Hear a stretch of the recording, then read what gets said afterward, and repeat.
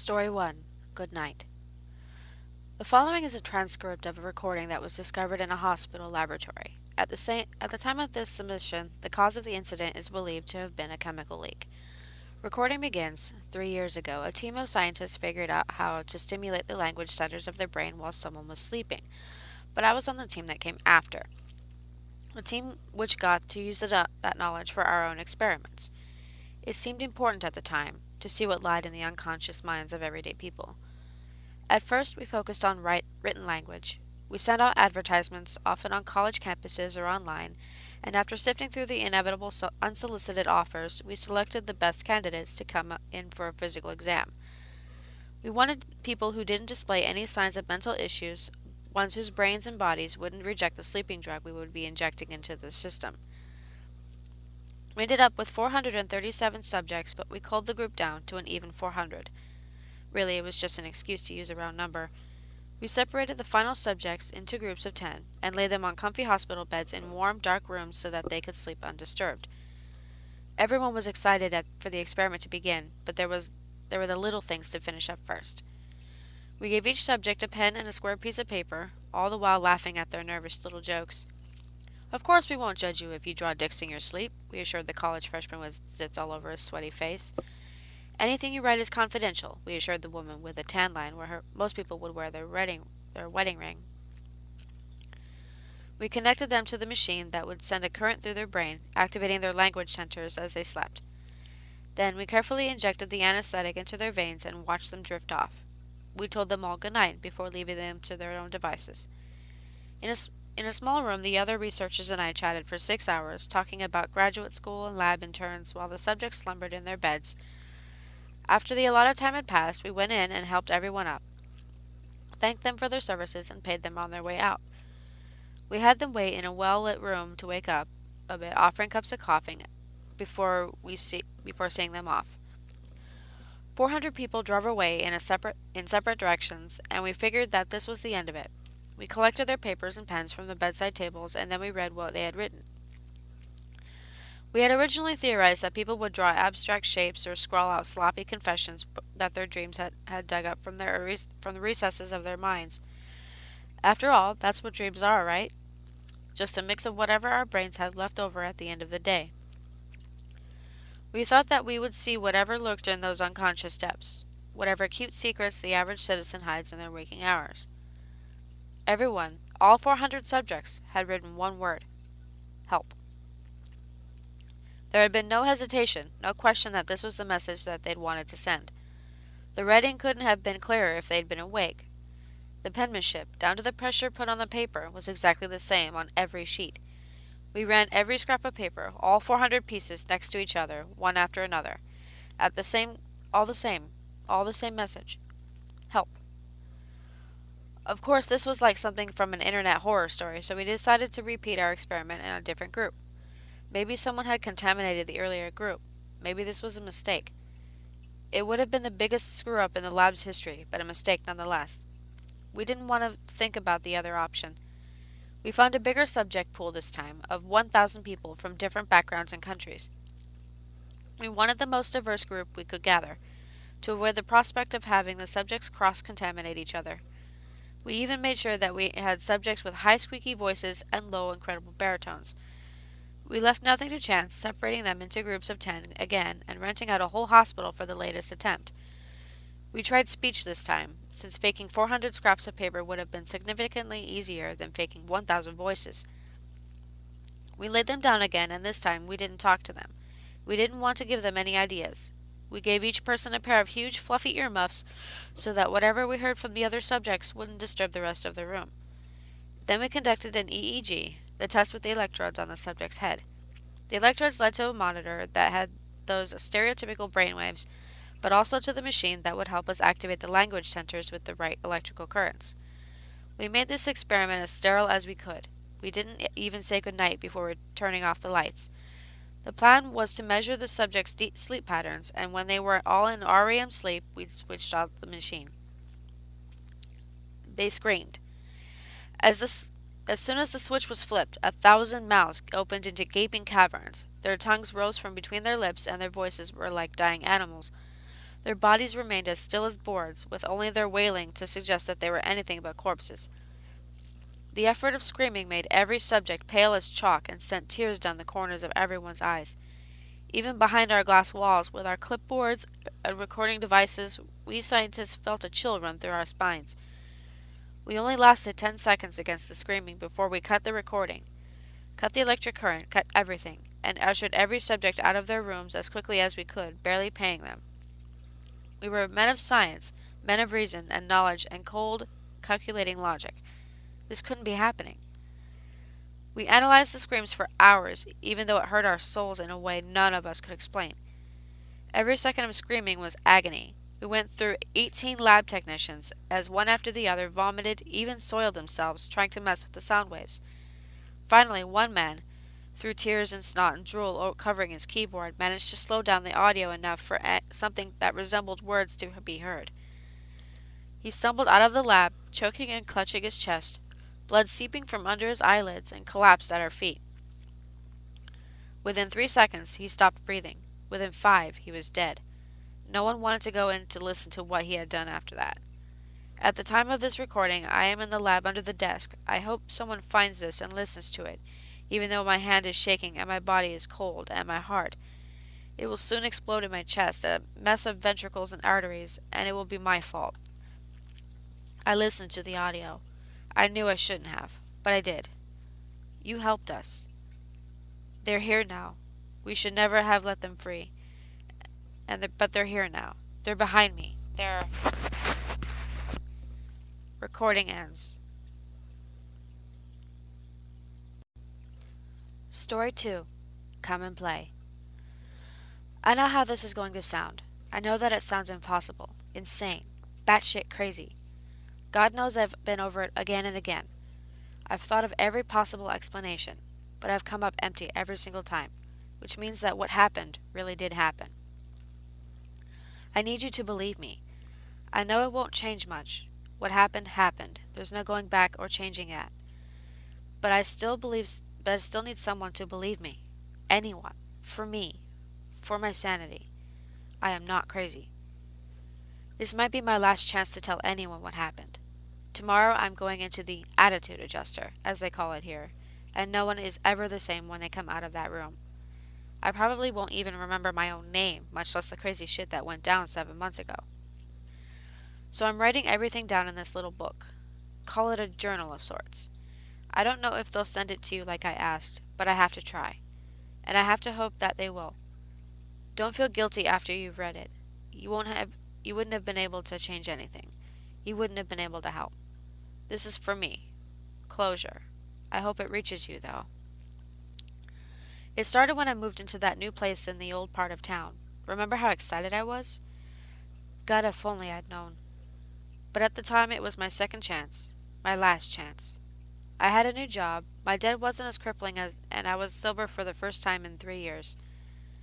Katie had even said that if I stayed sober for 6 months, she'd let me see the kids over weekends. The place was pretty run down, but it was big. I'd figured I'd start restoring it, getting it back into shape after I'd saved for a couple of months. New paint, replacing the tiles, fixing the ceiling, and putting in some new roof tiles were the major things I'd have to address.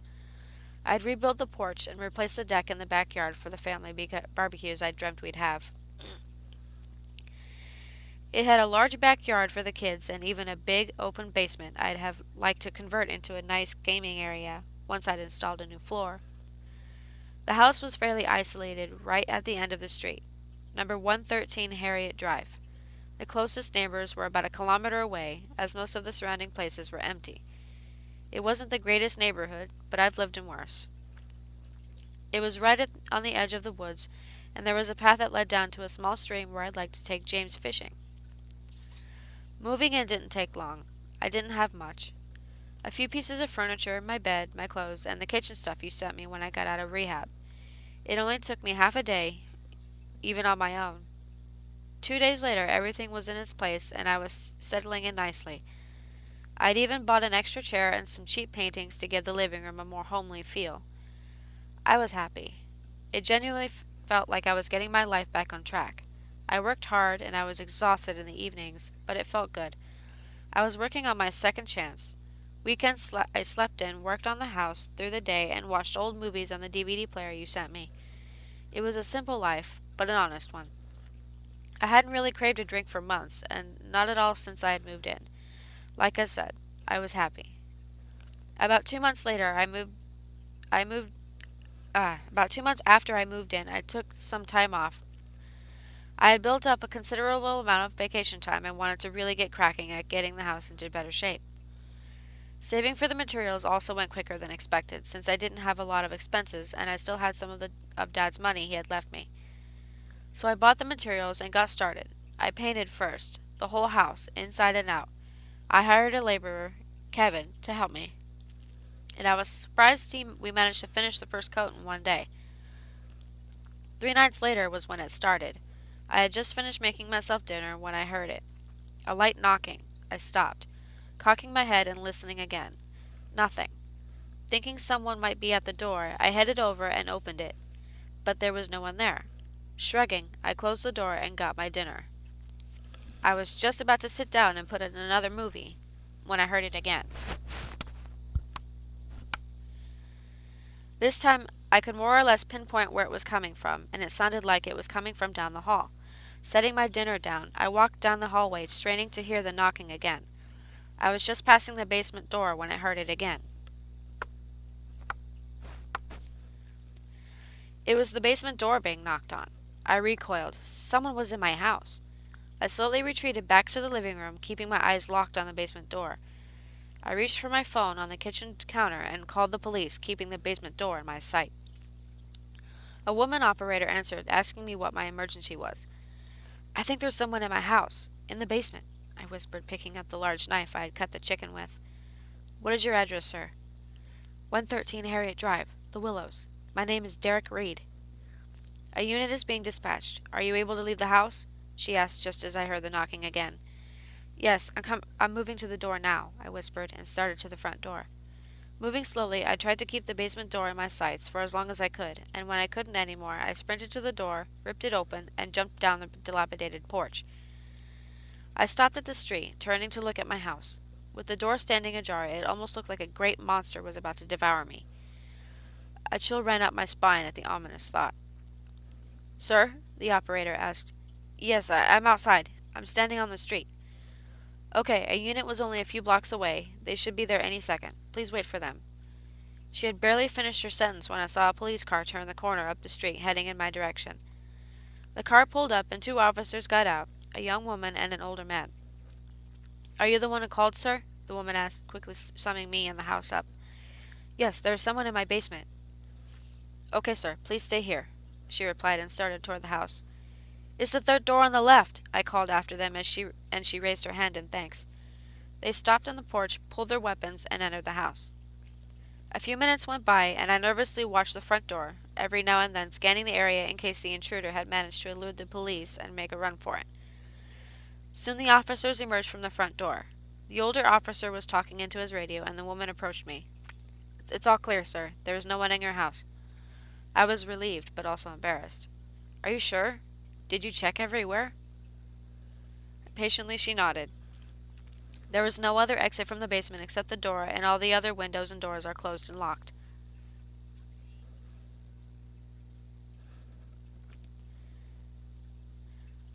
"Sir, I'd like you to put the knife down." Looking down, I was surprised to see I was still clutching the knife. I was gripping it so tightly that my knuckles had turned white. I dropped the knife on the sparse grass of my front lawn. Looking up at the officer, I saw her eyebrows were raised. "I'm sorry. I guess I was really scared. I just grabbed it. God knows what I thought I would do with it." I ran a shaky hand through my hair. "That's okay, sir. Why don't we go inside and you can tell us what happened?" When we went into the house, and I was somewhat cautious. Looking down the hall, I saw that the basement door was open. The officer placed the knife which she had picked up on the counter. I took a seat in front of my cold dinner, and the 2 officers stood opposite me. "Tell us what happened." I identified her as Julie Rossi by her name tag. The man was Greg Rickards. I took a deep breath and told them about the knocking. Officer Rickards raised his eyebrows. "So you heard a noise coming from your basement and you called the cops?" It seemed as if he wanted to grin. No, well, yes, but it wasn't just a noise. It was a distinct knocking. 3 knocks and then nothing. Then 3 knocks again. Against the door. What could have made that noise? Well, any number of things. But my first question would be why an intruder would knock against the door in the first place. Officer Rossi gave him a disapproving glance, but he didn't seem to notice. Sir, while we can't tell you what made the noise, it most certainly was not an intruder. Maybe it was the wind or the house settling down. Do you live here alone? Perhaps you have somewhere you could possibly stay just for tonight? No, no, that's okay. I'll be fine. Thanks for responding so quickly. I walked them to the door, and I actually heard Rickards chuckle as they crossed the lawn. Asshole. Closing the door, I turned and rested my head against the door. Taking a deep breath, I crossed the living room and made my way down the hall. I stopped in front of the open basement and looked into the darkness. Nightfall had come pretty quickly, but the basement was a dark place to begin with. I flicked the light switch for the basement and waited as the fluorescent light bulb slowly flickered to life. Taking another deep breath, I started down the stairs. The wooden stairs creaked loudly as I made my way down. Everything was the way I remembered it. Nothing seemed out of place or odd. Shaking my head a little, I walked back upstairs. I switched off the light and pulled the door shut. Just as the door latched, the knocking came again, louder and clearer. There was no mistake. I jumped back from the door, slamming into the opposite wall. How? What the fuck? I was just down there. There was nothing there. The knocking came again, this time louder than before, and then it was followed by a giggle. It sounded like a child. Maybe a girl. Without thinking, I jumped forward and yanked the door open. There was nothing. I stood there, utterly flabbergasted, gripping the door and panting like a wild animal. Slowly, I closed the door, and immediately the knocks came again. Before the third knock fell, I opened the door, and I was met with the same sight as before. Nothing. Even the knock had been cut off. I slammed the door and backed away into the living room, collapsing onto a couch which had a good view of the basement door. I groaned a little out of fear and frustration as the knock started up again. It seemed that the pauses between knocks were random. Sometimes it was seconds, other times it was minutes, but it was always 3. Every now and then I could hear, or thought I could hear, a little girl giggling. What the fuck was going on? What was doing that? What I wanted to do was get out of the house, but I had nowhere to go. The knocks were freaking me out, but the laughter was pushing me to the point of completely losing my shit. I could have gone to a motel, but then what? I had bought this place. I couldn't stay in a motel indefinitely. Call someone. Who? Katie? Kevin? And say what? I got up and moved to the door. I opened it and then retreated back to the living room again. I waited almost 5 minutes, but nothing happened. So the knocks only happened when the door was closed? I stood up and retrieved my cold dinner.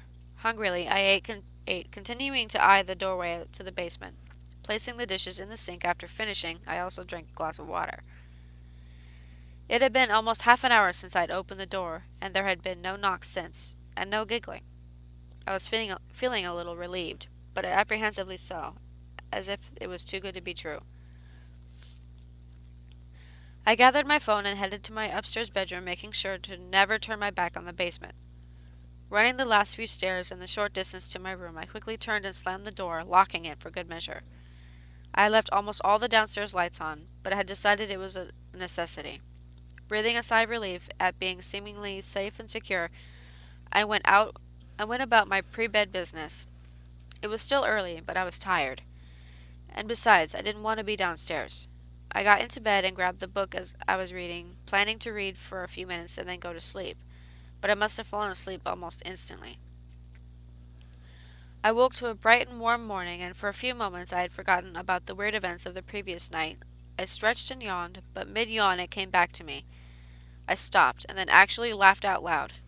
In the bright morning sunshine, the curious knocking and giggling didn't seem as scary. I mostly convinced myself that it didn't happen at all, and it had been the work of my overtired imagination. You called the cops. Oh, yeah, that was embarrassing. I got out of bed, planning to go down and make myself a big breakfast, when I noticed that my bedroom door was open. I stopped mid-stride. I locked it last night. I stood welded to the ground, suddenly as cold as ice, despite the warm morning. I nervously glanced around the room and spotted footprints. They were small, barefoot, and human. It could only have been left by a child. They were pitch black, as if whoever left them had walked through tar.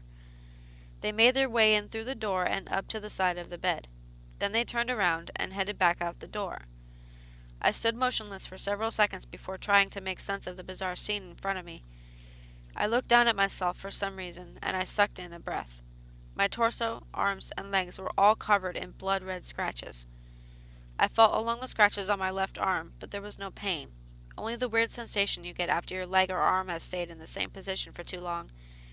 Almost like pins and needles, but not quite. I was scared. Someone, and before I could stop the thought, something had been in my bedroom while I slept. Someone had managed to open my locked door, come into my bedroom, and do something to me, while I slept. Slowly, I crept forward, deciding to follow the tiny black footprints. They led away from the door and down the stairs. I followed, first gazing down the stairs for a few moments before taking the first step down. The footprints never diminished as they would if you stepped in mud and then walked a few steps on. Each one was as black as the previous one, and the footprints going to my bedroom and those coming back were exactly the same shade of black. I reached the first floor landing and saw that the footprints led to the closed basement door, the same basement door that I had left open the night before. Fear had completely enveloped me, but curiosity drove me forward, and before I could talk myself out of it, I had opened the basement door. I switched on the light, and I could clearly see the footprints coming up the stairs and going back down again. My feet seemed to have a mind of their own, for they started down. My breath was coming in quick gasps. The basement was stuffy, which was nothing new, but there was an underlying smell in the air. A rotten smell. A smell you would get down by a creek or swamp. I was positive I had not smelled it the day before. Reaching the basement floor, I saw where the footprints had started, and where they had stopped. They led to the middle of the room, and then vanished. I stood staring at the spot where they had started and stopped. There was nothing close enough which could be climbed on, so that was no explanation. Suddenly, the basement door slammed and the light went out at the same time. I screamed, literally like a girl. I tried to turn and run up the stairs, but in my rush, I somehow tripped over my own feet. I went down hard and for a moment just lay there. My heart was pounding like a jackhammer and my breathing was wild, but all else was deathly quiet. I couldn't see an inch in front of me. I was in absolute darkness. I was about to try to get to the stairs in a more calming manner when I heard a shuffle behind me, roughly where the footprints had started and ended. I sat up and turned around. Another shuffle.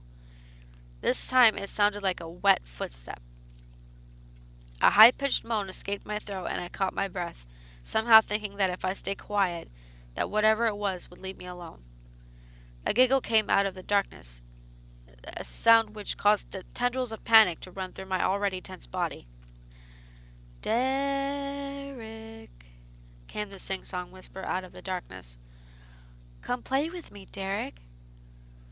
A cold and clammy hand gripped my wrist and I lost it. I ripped my arm away and sprung up, blindly scrambling toward and up the stairs. I stumbled again and almost fell back down the stairs, but finally reached the basement door. I flung it open and tumbled into the hallway. Jumping up, I quickly slammed the door shut and collapsed against it. I heard another giggle coming from the other side of the door, and 3 soft knocks. What the fuck was going on? A little girl? Was my house actually haunted? This shit doesn't even happen in real life. "Get out of the house," a different voice in my head said. "Why are you still here?" It almost pleaded. But no, something strange was definitely happening, but I had nowhere to go. This was my home, and I was stuck with whatever was going on. Eventually I got up and went back to my room. It was only then that I noticed all of the footprints were gone. I sighed. I had planned to phone someone, maybe the cops, but no one would believe me now that without at least some sort of evidence. I quickly showered, deciding that it would make me feel better, and while drying myself I saw that the scratches on my body were fading too. But a blue, almost black handprint was forming on the spot where I had been grabbed. It was a small hand, like a child's. I was exhausted, and it was only 10 a.m. I decided to head out for breakfast, to clear my head and try to make sense of what had happened. I called Kevin to tell him that we wouldn't be working today and headed off to a cafe close to my house. I didn't have much of an appetite, but I forced myself to eat a considerable breakfast, and after a couple of cups of coffee, I was beginning to feel a little bit like myself again. I went through all of the events of the previous evening and that morning and could only come up with two possibilities. Either my house was actually haunted, or I was going insane. Exiting the cafe, I noticed a bar down the street, and something awoke in me which I hadn't felt for a very long time. I'd always called it the thirst. Heaven knows the things that happened, or which I had imagined, were cause enough to sit down and have a nice relaxing drink. But it wouldn't just be one, would it? No, it wouldn't. Turning my back on the bar, I headed back to my car. I spent the day window shopping and eating something small at almost every cafe or restaurant I saw. I was wasting time, but I didn't want to go home. I was on my way to the next eatery I had Googled when something occurred to me. Sooner or later, I would have to go home. Did I really want to go home at night? This made me stop, and I knew I would have to get home before dark. I sighed, said a small prayer, and headed home. Nothing was out of place. Everything was as I had left it, and all the lights were still on. I was full from basically eating the whole day, so I decided to just head to my room. I first stopped in front of the basement door once again. I opened it quickly and flipped the light switch, and to my surprise it came on. I debated about going down, but quickly scrapped the plan. I closed the door, leaving the light on, and headed upstairs. I locked the door again and moved the dresser in front of it. Looking at my makeshift blockade, I again pondered my sanity. I took another scalding hot shower and brushed my teeth. It was still early, but I was exhausted. I had just slipped into bed when 3 loud bangs erupted from downstairs. Not knocks. Bangs. As if someone was slamming it open and an open hand against a door or window. I threw the covers off, but then froze. I listened and waited for a few moments. The bangs came again. 1, 2, 3. This was followed by a girl laughing. Even the giggling was escalated. I reached for my phone on the table, but then paused. What if I called the police and they again found nothing? They would think I was wasting their time, or that I was crazy. Maybe you are, an unfriendly thought answered. Bracing myself with a couple of deep breaths, I got out of bed and walked to my bedroom door. I put my ear against the door above the dresser and listened, but I could hear nothing. Everything was deathly silent. I was just about to move the dresser and unlock the door when 3 more bangs slammed into my bedroom door. I yelled out and fell back. The bangs made the entire room and windows shake, and a photo frame of the kids I had on the dresser toppled over. I crawled backwards toward the bed as another set of bangs rattled the door, and then another. The pauses between them were getting ever shorter until there were no pauses. It was deafening. A girl was screaming on the other side of the door, a hysterical, maniacal screaming. The room shook and the windows rattled, and it seemed that the door would explode inward at any moment along with my eardrums. I pulled my knees up and hugged them, and soon I was screaming at the top of my lungs, pleading for it to stop. And suddenly it did. With tears streaming down my face, I waited for the next set of bangs, but they never came. It felt like hours went by before I could summon the courage to get up. Slowly I moved to the door and listened. Again, all was quiet. Waiting several more minutes, I moved the dresser and unlocked the door. Peering out, nothing seemed out of place, except for a trail of small black footprints leading to and from the door. The one picture I had hung on the upstairs hallway had fallen from the wall and lay in a pile of broken glass. The other upstairs doors were all closed, just like they had been before I went to bed. I slowly stepped around the broken frame and moved toward the stairs, trying to look everywhere at once.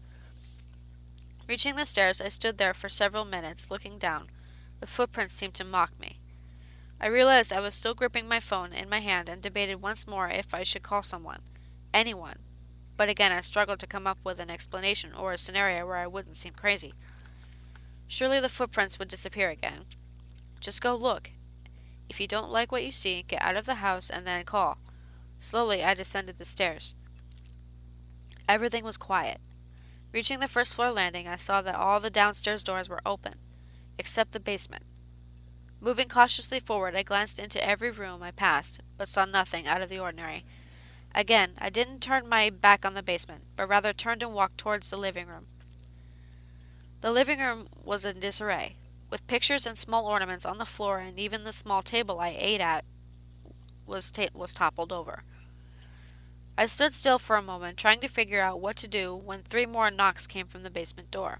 They were soft again, like the knocks I had heard the first time. I turned to face the hallway, and just in time to see the farthest door, just before the stairs slammed shut, and then the one next to it. The door slammed with a violence that seemed unreal, and I found myself retreating for the upteenth time that day. The final door slammed shut, and all was silent again. But then the basement door clicked open.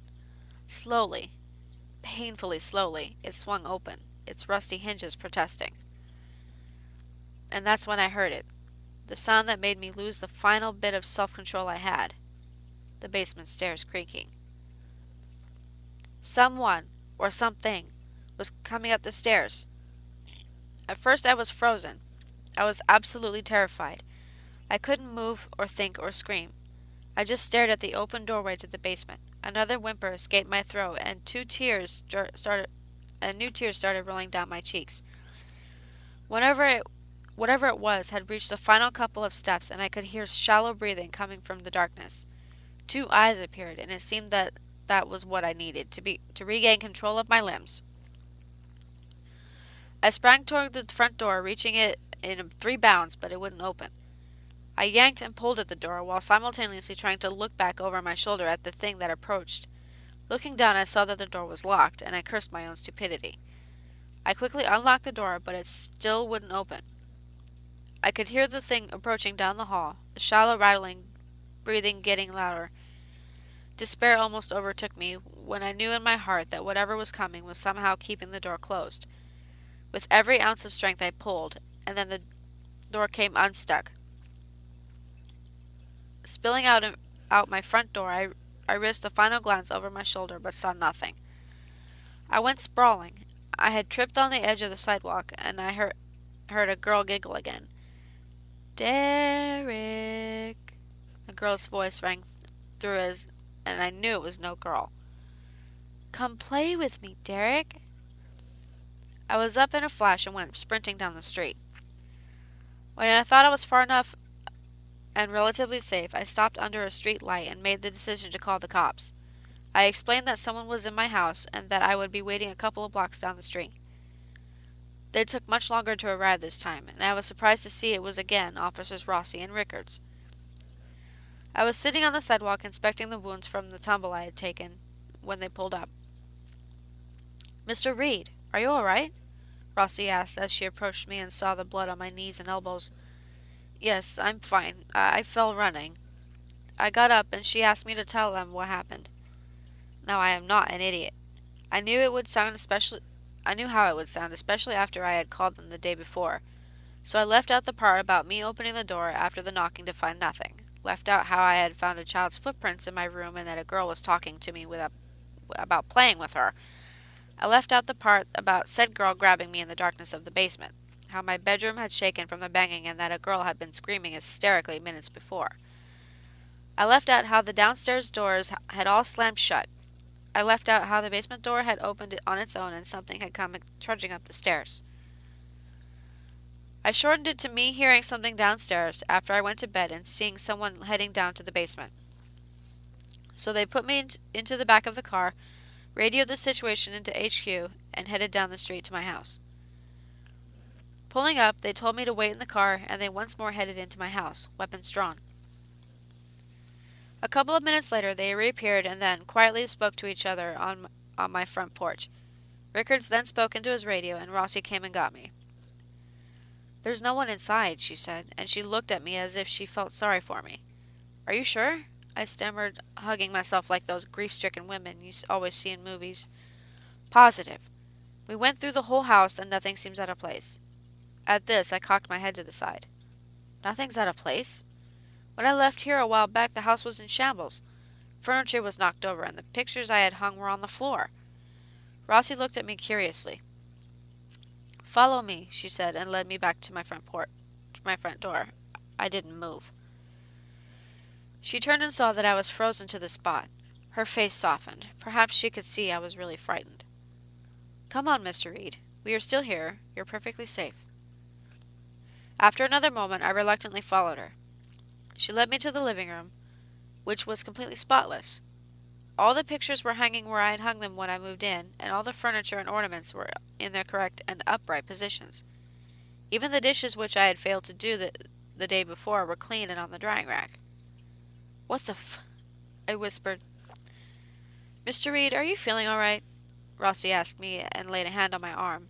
My mind was running at 1,000 miles an hour when she touched me, it brought me back to this horrible reality.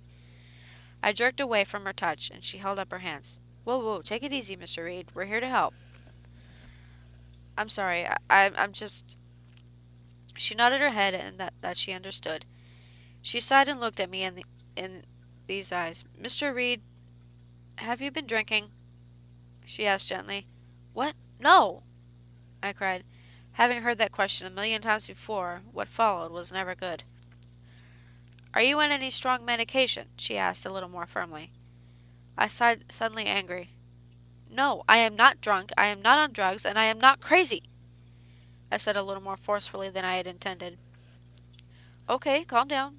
Rossi looked over at Rickards, who was still outside, and he shrugged. "Sir, I would really recommend that you stay somewhere else tonight. You have obviously had a very emotional day, and getting out of the house, even just for a night, might be a very good idea." I was about to protest, to tell her to go fuck herself, but then I saw the logic in what she was saying. Tomorrow would be a new day, and Kevin would be here to start on the second coat of paint. If something crazy happened again, at least I wouldn't be alone. "You might be right. I'll go stay at a motel. Would you mind waiting for me so I can just throw a couple things in a bag?" I asked, genuinely not wanting to be alone for even a second in this house. She agreed, and quickly I headed upstairs. I noticed that the broken frame was somehow repaired and hanging on the wall again. I paused in front of it, a shiver running through me. Was I going crazy? I put on some clothes and threw some more clothes, my toiletries, and a book into a bag. When I returned downstairs, they were waiting for me in the living room. "Ready to go?" she asked with a small smile. "Yes, and thank you for waiting. I appreciate that." She smiled again, and we headed outside. I locked up, thanked and apologized to the officers, and then got in my car. I headed to a nearby motel and checked in for one night. Walking to my room, I saw a bar across the street. Shaking the thought off, I entered my room and headed to the small bathroom. I splashed my face with water and looked at myself in the mirror. Was I going crazy? What was going on? A drink would help calm me down. I straightened, frowning at the tired-looking man in the mirror. It was not the first time I had thought that since I had got out of rehab, but I was always able to brush it aside. It never had any real power over me. But this was different. It wasn't just a silly, weak voice that had tried to get me to drink after rehab. This voice had substance. Power. I found myself actually considering it. A drink would calm me down. After what I had just experienced, or believed to experienced, maybe a drink wouldn't be the worst thing in the world. And if I only imagined it, I was pretty much fucked already. I stared into the mirror for a couple seconds more. "No, you've been doing so well. Been sober for so long. Don't throw it away." I sighed, walked over to the bed, and fell down on it. I would not go for the drink I so craved. Switching on the TV, I found an old documentary about crocodiles and settled in, hoping I might be able to forget about what was happening at my new house, or in my mind. The night wore on. I couldn't shake the memories of what had happened earlier, and the more I thought about the police, the way Rossi had looked at me, the more I thought that I might have imagined it. Could it be? Could I have imagined everything? Was I going through some sort of psychotic break? A mental breakdown? Suddenly, I was back in my living room. I was standing at the kitchen counter again, staring down the hall at the basement door. Slowly it creaked open. Fear overcame me, and I was paralyzed. I opened my mouth to scream, but nothing came out. A hand emerged from the basement, a black hand with inch-long nails. My legs gave gave in and I collapsed to the floor. A moment later, a great monster had stepped into the hallway. Its skin was black and wrinkled, like old leather. Large horns grew from its forehead, and it had flaming red eyes and long fangs. It stood glaring at me, and a guttural growl rose from its throat. It sprang forward, moving as quickly as nothing I had ever experienced before. Bearing down on me, I cowered into a small ball, and awoke as I fell off the motel bed. I sat up, taking in my surroundings. I was soaked in sweat, and my breathing was heavy. Taking deep breath after deep breath, I waited until my breathing returned to a semblance of normality before getting up. I stood in the middle of the hotel room, indecisive. Fuck it, I said out loud. I headed out the door and across the street. It was a dive bar and it was empty, save for 2 men sitting at the bar. The Eagles were softly playing over the speakers and the news was on mute on a small TV behind the bar. I walked up to the bar and the bartender came back to take my order. He was a young man, early 20s, with a silly-looking goatee and an earring in his left ear. What can I get you? Double Jameson. Neat. Coming up. He turned around and poured my drink. He served it to me in a tumbler and was about to move away again, but I stopped him. Wait. He turned around again. I drained the glass in a single gulp. The whiskey burned on its way down, but it was a familiar, comforting burn. Relief washed over me, and I immediately felt better. I gestured to the bartender with the glass to pour another. He smirked, but took the glass and refilled it. I savored the second drink. I sipped at it, while going over the night's events again. Every drink was followed by another drink, and soon I was drunk. It was a comfortable feeling, one that I knew well, and I realized that I had missed it. The disturbing events of the evening didn't seem as important anymore, and the constant fear I had felt since those knocks had melted away. I kept pouring the drinks down, not wanting the feeling to disappear. I awoke, fully clothed on the bathroom floor of my hotel room. I had a crippling hangover. My head felt as if it would burst at any moment. Shame filled me almost instantly. I had thrown away my sobriety. Taking a moment to gather myself, I carefully got to my feet. Looking at the mirror, I saw vomit on my chin. I looked at the toilet and saw more vomit on and around it. Disgusted at myself,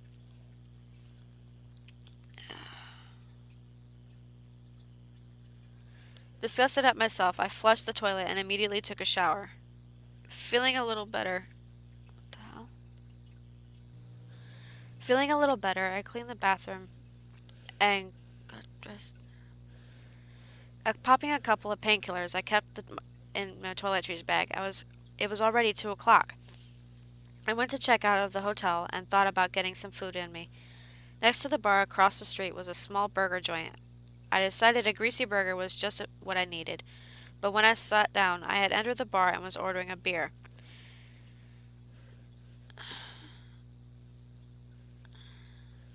I sat staring at the golden liquid bubbling away in front of me, and an internal war waged.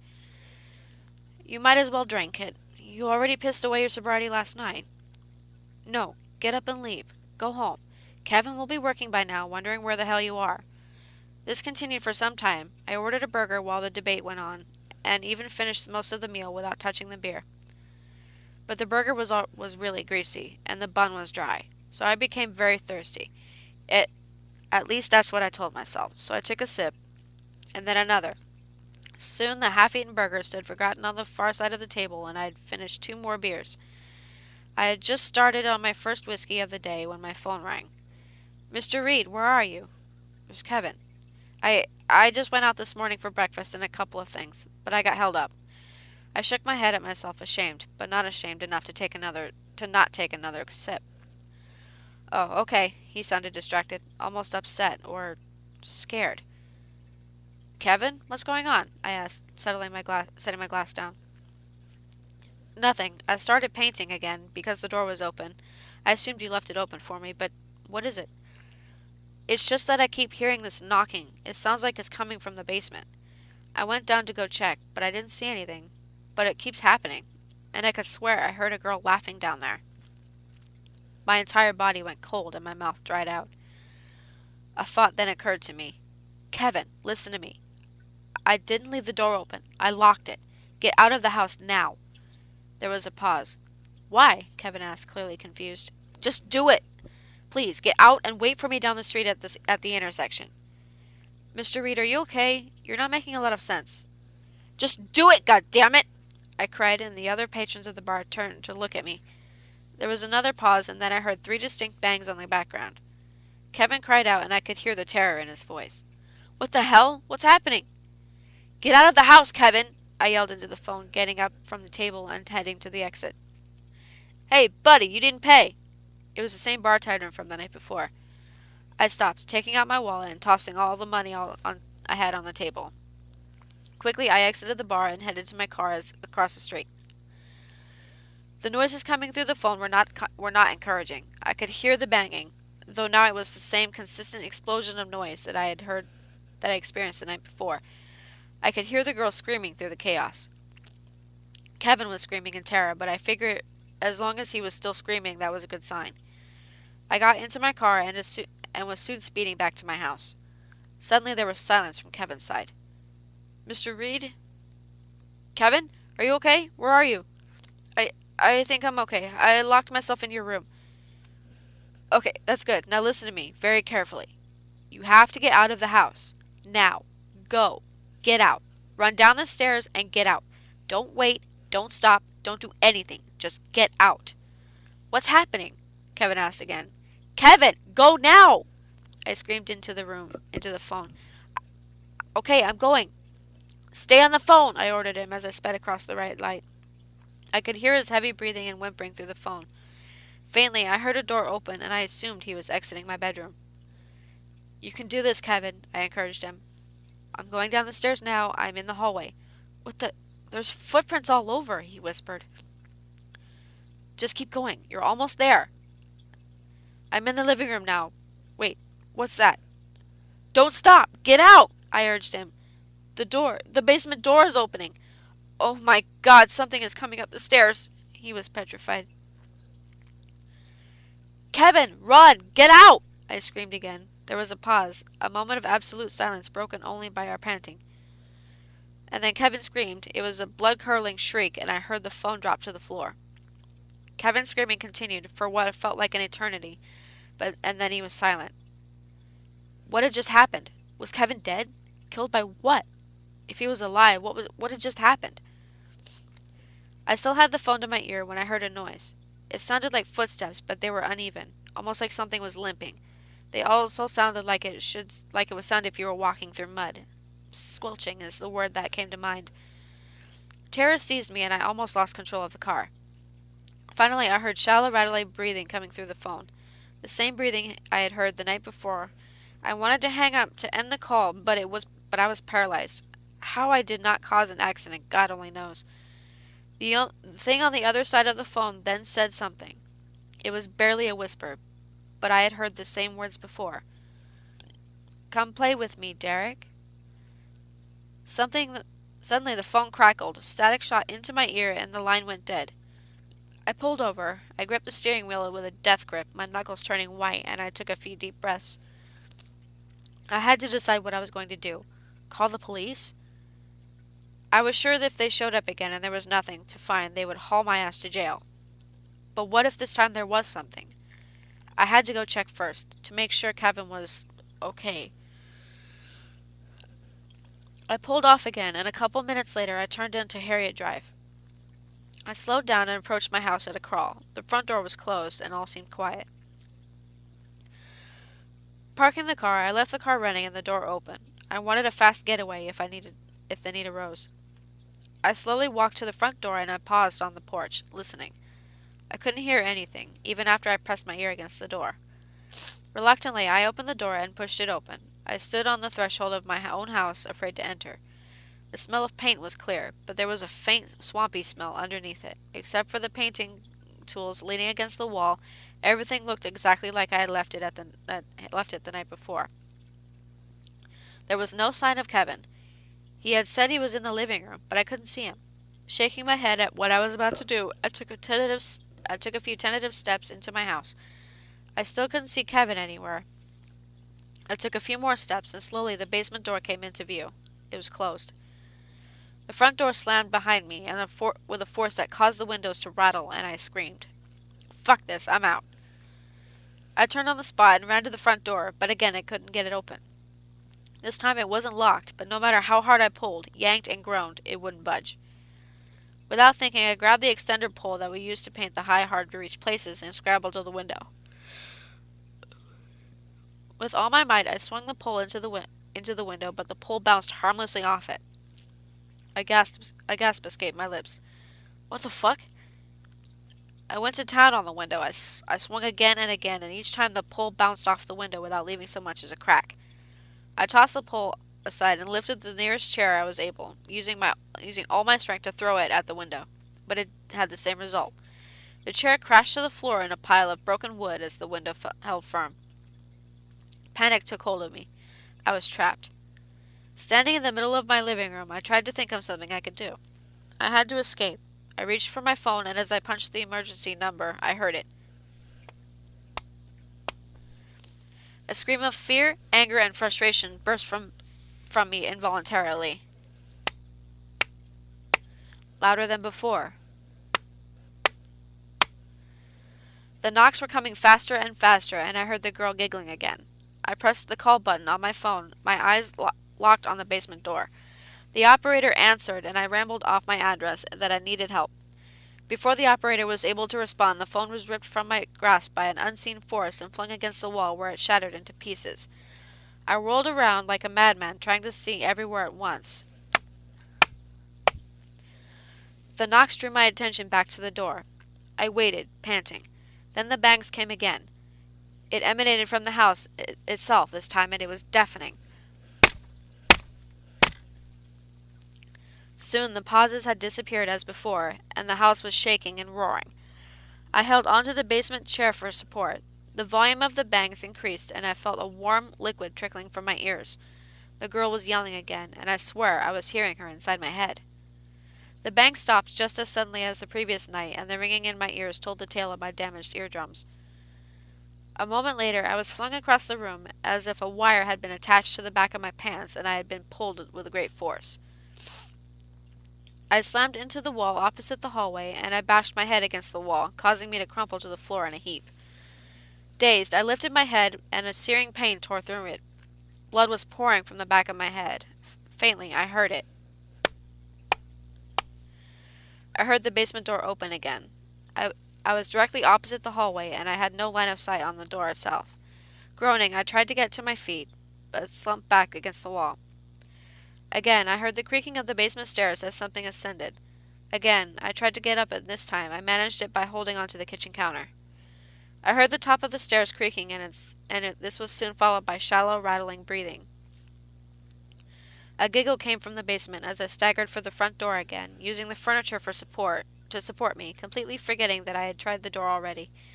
Reaching the door, I collapsed against it. I tried getting it open from the floor, but it wouldn't budge. I heard footsteps reach the top of the basement and turned toward the living room. The steps were uneven, as if it was limping, and it sounded as if it were walking through mud. I gave up on the door. It seemed that there was no escape. I tensed as the thing neared the corner and pulled myself into a ball. Finally, the thing turned the corner, for that's what it was. A thing. It was not of this world. I saw a very pale, almost white figure rounding the hallway corner. It looked like a little girl of about 9 or 10, frail and thin. Snow-white hair topped a sunken, haggard face. Its mouth was open as if it was trying to suck in all the air it could, and yellow, rotten teeth protruded from behind its blue lips. But the worst thing was the eyes. Pitch-black eyes stared back at me. There was no white to be seen in those eyes. No pupils, only solid black. There was only one emotion in those eyes. Hate. Pure hate. Those eyes seemed to look into me, and a coldness I had never known before washed over me, causing my body to go limp and to untangle from the ball I had retreated into. My bladder let go and urine streamed down my leg. I couldn't look away. It was moving in a staccato, jumpy way, as if all its joints were rusted, and getting them to move required force, which then suddenly caused them to shoot forward. A thick black liquid covered its feet, and where it came from I couldn't say. The thing lifted a hand and pointed at me. Derek, it sang, though now it didn't sound like a little girl's voice at all. It was a high-pitched whine, like a conveyor belt moving too fast moments before it snaps. Come play with me. In a blink of an eye, it was right in front of me, and I reached down and gripped my arm. A pain I had never imagined shot up my arm. It was a cold pain, a cold, burning pain, like when you hold a big piece of ice for too long. The cold moved through my body, and in an instant I was shivering. I tried to scream, but the cold had robbed me of my voice. Breathing was becoming difficult, and I saw a faint vapor rise from where I held my arm, almost like smoke. It lowered its face to mine, and I thought it attempted to smile, but it didn't work. Its face seemed to crack at the attempt. It was only inches from my face, and I gagged on its foul breath. It smelled like death. The thing then seemed to inhale deeply, and inside of me there was a pull. It felt as if something was trying to leave my body. Physically, it felt like I would vomit, but it was more intense, disturbing feeling. It straightened and I turned, started off back the way it came, dragging me from behind it, like I was a bag of potatoes. I assumed it was heading for the basement, but I was absolutely powerless to do anything about it. We reached the dark doorway of the open basement, and it looked down at me. We're going to play forever, Derek, its voice ground inside my head, scratching away at the last threads of sanity I had left. A bang on the door behind me interrupted the thing, and it let go of my arm. It looked back into the living room, and for a moment it looked as if the thing was debating its next course of action. Another bang on the door made it decide, and in an instant it was gone. Suddenly I had control of my body, and my vocal cords. Again, and after making a deep breath, I screamed. I screamed like I had never screamed before. I think I would never stop screaming, had the police kicked down the door. I was dazed and barely conscious as Rossi and Rickards stormed into my house, guns drawn. Rossi quickly found me while Rickards jumped over me and went into the basement. She knelt beside me and inspected my injuries, and I saw her recoil and when she saw my arm. I looked as well, and saw that a large black handprint was on my forearm similar to the other one, but much more severe. It looked like frostbite. Rossi instructed me to stay still and that an ambulance was on its way. I heard Rickards yell something, and Rossi went to look. Moments later, handcuffs were being slapped on my wrists, and I was being told that I was under arrest for murder. What? What is he talking about? I mumbled as another flash of pain shot through my head. Rossi replied, but darkness took me. You mostly know the rest. I blacked out and was treated for a concussion and frostbite on my arm. My hearing was also severely damaged. I was almost completely deaf in my left ear. They found Kevin's body in the basement. They had shown me the pictures in the interrogation that followed. He seemed to have been drained. Not a drop of blood or water was found in his body. He looked like a mummy. It was like he had been sucked dry. They charged me with murder. I don't really blame them. I had a shit ton of alcohol in my system from the night before and had been drinking that very day. What were they supposed to believe? Although whenever I brought up the question of how I killed him, how I would have drained him, they only mumbled softly about an accomplice. The marks on my arm were also explained by the same excuse, as was my damaged ears. Basically, they didn't know what the fuck happened, but they sure shit didn't believe my story. When they realized that my story wasn't going to change, that I wouldn't slip up because I truly believed what I was saying, they transferred me to the psych ward and soon after, the mental hospital where I currently reside. I don't know what I expected you to do with this story, even if you do believe it. I think I just needed to tell it to someone other than the cops or doctors. The one thing I do know is, do not go into that house. I can hear them coming to take me to that room, so I don't think that we will speak again. I didn't kill Kevin. If you believe me about nothing else, please believe that. I'm sorry for everything. I love you, sis. Hey everyone, Pixie Love here. Hope you like this double creepypasta. It's a little special treat for you guys for Halloween.